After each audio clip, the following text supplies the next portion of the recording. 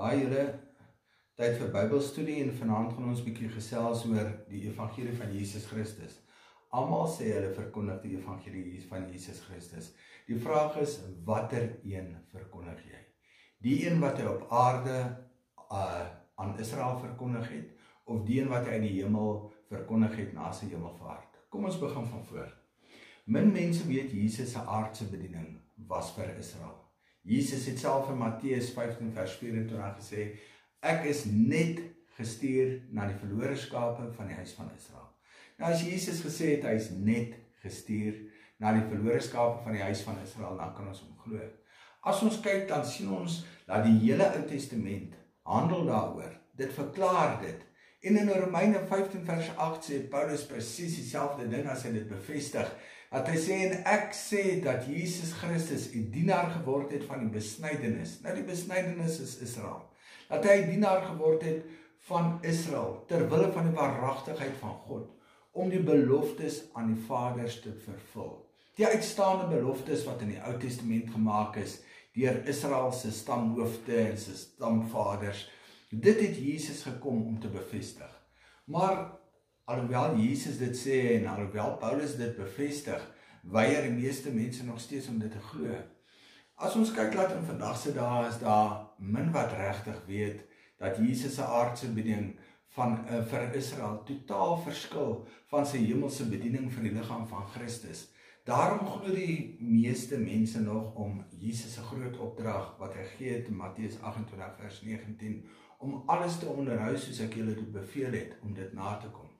Ek bedoel, Jesus sê in Matteus 28 vers 19, gaan dan heen, maak disippels van alle nasies, doop hulle in die naam van die Vader, die Seun en die Heilige Gees, en leer hulle om alles te onderhou wat ek julle beveel het. Met ander woorde, alles wat ek op aarde, terwyl ek tussen julle was, al daai opdragte, alles wat ek julle geleer het, gaan leer die mense dit. Maar, kom ons kyk bietjie, as ons Jesus se aardse opdrag, om alles te onderhou soos ek julle beveel het, as ons dit moet nakom, dan skep dit vir ons in vandag se dispensasie van die genade van God egter baie groot probleme. Want dit sal beteken, kom ons kyk gou wat gaan dit beteken. Ek gaan net 'n paar goedjies aanhaal wat Jesus self aangehaal het en dan sien jy wat dit alles vir jou gaan beteken. In Matteus 5 vers 48 sê Jesus dat jy volmaak moet wees soos ons Vader in die hemel volmaak is. In Markus 10 vers 21, Lukas 12 vers 23, Lukas 18 vers 22 en Handelinge 2 vers 44 tot 45 sê Jesus as ons hom wil volg, moet ons al ons besittings verkoop. In Matteus 19 vers 7 en Matteus 23 vers 2 tot 3 sê Jesus ook dat as jy hom liefhet, moet jy die wet onderhou. Ons lees ook in Lukas 14 vers 26 sê Jesus as jy hom wil volg en dan moet jy jou vader en jou moeder haat, want anders is jy hom nie waardig nie. Ons sien selfs in Lukas 6 vers 29 sê Jesus jy mag jouself nie verdedig nie. Hy sê, as iemand jou op die een wang klap, moet jy ook die ander ene draai. Matteus 26 vers 52 sê Jesus, ons mag nie wapens opneem nie. Dit beteken eintlik jy mag nie 'n wapen besit eens nie. Want Jesus het gesê, elkeen wat die swaard opneem, sal deur die swaard val.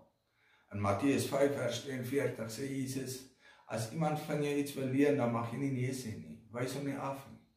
Lukas 6 vers 35 gaan hy verder. Hy sê, en sou jy vir iemand iets geleen het, mag jy dit ook nie terugvra nie. In Matteus 5 vers 22 sê Jesus, as jy vir iemand sê, jou dwaas, dan sal jy hel toe gaan. In Matteus 5 vers 23 tot 24 sê Jesus, as iemand anders vir jou kwaad is, moet jy eers jou gawe by die altaar laat, na daai persoon gaan, met hom gaan versoen, en dan kan jy God nader. In Matteus 6 vers 15 sê Jesus, as jy iemand nie kan vergewe nie, sal jou Vader wat in die hemel is, jou ook nie vergewe nie. So ongeag van jou geestelike lewe, ongeag van jou geestelike seer en pyn, ongeag van waardeur jy die dinge waardeur jy is, as jy nie kan vergewe nie, sê Jesus, sal die Vader jou ook nie vergewe nie. Wat heeltemal 'n teenstelling is van die evangelie van die genade van God. Want ons sien in die evangelie van die genade van God, skryf die apostel Paulus, hy sê, in wie ons die vergifnis het, en hy verwys na die verlede tyd. 2000 jaar terug, 2000 jaar gelede het Christus vir ons sondes aan die kruis gesterf. Vir alle sondes, alles van verlede, hede en toekomstig, niks is uitstaande nie. Hy het ook nie halwe werk gedoen nie, hy het volmaakte werk gedoen. Dis hoekom ons noem dit die volmaakte afgehandelde werk van Christus. Ons sien Jesus sê ook in Matteus 6 vers 19 tot 21, dat jy nie geld moet belê of spaar nie, want hy sê dat daar waar jou geld is, daar sal jou hart wees. In Matteus 12 vers 36 tot 37 sê hy dat ons sal van elke woord wat uit ons mond uitgaan, sal ons rekenskap gee.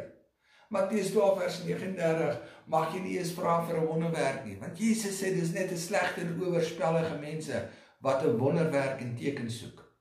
Matteus 5 vers 29 tot 30 sê Jesus, as jou hand jou laat struikel, moet jy dit afkap. Hy sê as jou oog jou laat struikel, moet jy dit uittrek. Anders sal jy hel toe gaan. Hy sê dis beter om sonder 'n hand en 'n oog in die hel te sonder 'n oog en 'n hand deur die lewe te gaan, as om met 'n oog en 'n hand in die hel te beland. In Matteus 18 vers 20 sê Jesus, waar 2 of 3 in sy naam vergader. Met ander woorde, as jy alleen is, dan is hy nie in jou midde nie, want hy sê waar 2 of 3 in sy naam vergader, dan is hy in hulle midde. Matteus 5 vers 32 sê Jesus ook, dat elkeen wat geskei het en weer getrou het, pleeg egbreek, is 'n egbreker. En hy sê, dat geen egbrekers die koninkryk van God sal binnegaan nie. Matteus 19 vers 24 sê, dit sal vir ryk mense moeilik wees, om eendag in die hemel te kom. In Matteus 21 vers 12 sê Jesus, althans, hy sê dit nie, hy het dit gedoen, nou as hy dit gedoen het, en jy moet sy voorbeeld navolg, dan moet jy dit doen. Hy sê, as jou kerk iets verkoop, dan moet jy hulle tafels gaan omgooi, en hulle moet sweep uit mekaar uitjaag. Matteus 6 vers 5 sê Jesus, dat jy mag nie lang bid nie. Hy sê, jy mag ook nie in openbare plekke bid nie. In Matteus 26 vers 30 sê Jesus, waar jy die evangelie verkondig, moet die vrou wat sy voete gesalf het, deel wees van jou evangelie tot 'n gedagtenis in haar.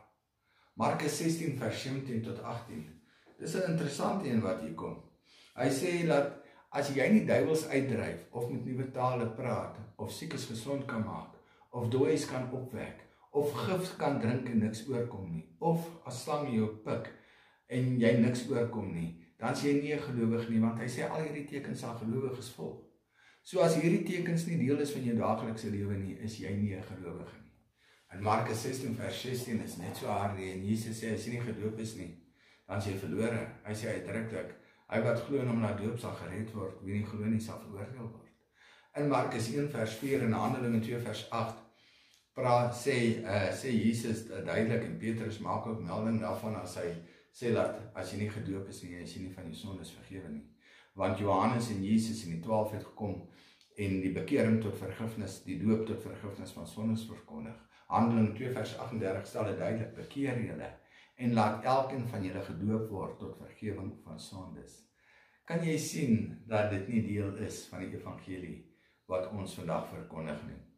In Handelinge 2 vers 44 tot 45 sê die apostel Petrus, hulle het al hulle besittings verkoop en onder mekaar verdeel, sodat almal alles gemeenskaplik kan besit. Dis wat die kerk van daardie tyd gedoen het. Die ding is, doen jy dit vandag nog? Nee, want daai evangelie is nie vir jou nie. In Matteus 5 vers 28 sê Jesus, as jy net na 'n vrou of 'n man kyk om die te begeer, dan jy reeds in jou hart met hulle egbreek gaan pleeg. En so kan ons voortgaan en voortgaan en voortgaan. Klink dit, as ons so na hierdie dinge geluister het, en soos wat ek het nou vir jou oorgedra het, klink dit vir jou na die genade evangelie wat ons vandag verkondig? Nee. Kom ek sê vir julle dat niks van wat ons nou gesê het kom in die genade evangelie van die genade dispensasie voor nie. Inteendeel, dis in teenoorgestelde van die genade evangelie wat ons vandag verkondig. So, kom ons kyk gou volgende keer as jy Jesus se aardse bediening wil navolg, dink daaraan aan die opdragte of jy dit kan nakom. En as jy dit nie kan nakom nie, moet dit nie op ander afdwing nie. Kom ons kyk gou. Ons kyk gou nou wat het gebeur, waar daar verandering in gekom. En dan kan ons sien dat nadat Israel tersyde gestel is, omdat hulle Jesus verwerp het, gekruisig is, hom finaal verwerp het by die steniging van Stefanus, het Jesus 'n nuwe dispensasie, die dispensasie van die genade van God, het hy ingestel. En met die instel daarvan het hy splinter nuwe opdragte aan Paulus, die apostel van die genade dispensasie, en die apostel van die liggaam van Christus gegee. Hierdie nuwe opdragte, kom ons kyk as ons so praat van nuwe opdragte, Wat beteken hierdie nuwe opdragte? Kom ons kyk gou.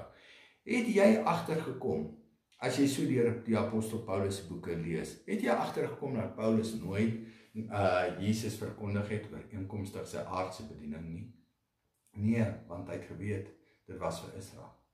Paulus het Jesus verkondig ooreenkomstig die evangelie wat nooit voorheen bekend was nie. Dit kom nie in die Ou Testament voor nie. Jesus het niks daaroor gesê nie. En daarom het die 12 apostels van die 12 stam van Israel niks daaroor geweet nie. Die eerste keer wat dit bekend geword het, was toe die verheerlikte hemelse Christus dit aan die apostel Paulus geopenbaar het en Paulus dit vir ons ten boek gestel het. Paulus noem hierdie nuwe evangelie, noem hy die openbaring van die verborgenheid. En dit is hoe hy Jesus verkondig het. Kom ons lees gou Romeine 16 vers 25 tot 26. Dan sal ons sien Paulus sê, aan hom dan, dit is God, aan hom dan, wat magtig is om julle te versterk, volgens my evangelie, met ander woorde volgens Paulus se evangelie, en die prediking van Jesus Christus, ooreenkomstig die openbaring van die verborgenheid, wat eeuwenlang verswyg was, maar nou geopenbaar is. Kan jy dit sien? Die openbaring van die verborgenheid, die genade evangelie wat deur al die eeue lank bedek was, wat deur al die eeue lank nooit bekend was nie. Dit is hoe die apostel Paulus Jesus verkondig het. Dit is die nuwe evangelie wat die verheerlikte hemelse Christus aan die apostel Paulus gegee het, geopenbaar het, om vir jou en vir my te gee om te verkondig. En dan sien ons dat hierdie genade evangelie, hierdie verborgenheid evangelie, sal jy alleenlik in die 13 briewe van Paulus vind. In die 13 briewe van Paulus vind ons in totaliteit die evangelie van die genade van God. Alleen in hierdie 13 briewe sal jy vind wat Jesus se dood, begrafnis en opstanding vir jou beteken. Het jy geweet dat Jesus gedurende sy aardse bediening nie 'n woord gerep het oor wat sy dood, begrafnis en opstanding vir ons sal beteken nie? Wel, dit is wat die apostel Paulus openbaar het. Het jy geweet in die 13 briewe van Paulus, dis alleenlik in daai briewe, waar jy lees van die kerk as die liggaam van Christus, waar jy lees van die liggaam van Christus se opdragte, ons leerstellings, ons genade evangelie wat ons vandag verkondig, die kruis, die bloed evangelie. Dit is die enigste plek waar jy lees van ons Christelike wandel, die wegraping en asook die eindbestemming van die gelowiges. Hierdie 13 briewe van die apostel Paulus openbaar ook vir ons dat ons deur die Heilige Gees in Christus gedoop is. En dit is die manier wat die Gees ons deel van die liggaam van Christus maak. Hy leer vir ons dat ons deur die Gees verseël is in God. Hy leer vir ons dat ons geseën is met alle geestelike seëninge. Ons het reeds alles. Niks is uitstaande nie. Daar's niks meer wat God vir ons kan doen nie. Ons het reeds alles. Hy leer vir ons in hierdie 13 briewe ons redding deur die geloof sonder die werke van die wet, dat ons uit genade gered is. Efesiërs 2 vers 8 tot 9 wat so mooi is, een van die mooiste tekste in die woord, sê vir ons, want uit genade is julle gered, deur die geloof en dit nie uit julleself nie, dit is 'n gawe van God, nie uit die werke nie, sodat niemand mag roem nie. En dis ook net in hierdie briewe wat ons vind, waar Paulus vir ons sê, laat ons die vergifnis het, met ander woorde, in die verlede tyd, met ander woorde, wat hy eintlik vir ons sê, dat 2000 jaar terug, het Christus aan die kruis vir al ons sondes betaal. Daar het ons vergifnis gekry, van alle sonde, verlede, hede en toekoms. Hy het nie 'n halwe prys gedoen nie, hy het 'n volmaakte prys betaal. Ons noem dit die volmaakte afgehandelde werk van Christus. En dit is ook net in die briewe van die apostel Paulus, waar ons lees wie en wat ons in Christus is. Al hierdie dinge, al hierdie goede was vroeër geheim. Jy sal te vergeefs daarvoor soek in enige ander boek in die Bybel. Dit is jou leerstellings, dit is jou opdragte. En baie interessant, dit is die evangelie waar volgens jy en ek eendag geoordeel gaan word. Paulus stel dit mooi in Romeine 2 vers 16. Hy sê in die dag wanneer God die verborgde dinge deur Jesus Christus sal oordeel, volgens my evangelie, volgens Paulus se evangelie. Nie volgens die Ou Testament, of volgens die 4 evangelies, of volgens die briewe van die 12 apostels van die 12 stamme van Israel nie. Nee, volgens die genade evangelie, wat die verheerlikte hemelse Christus aan die apostel Paulus gegee het.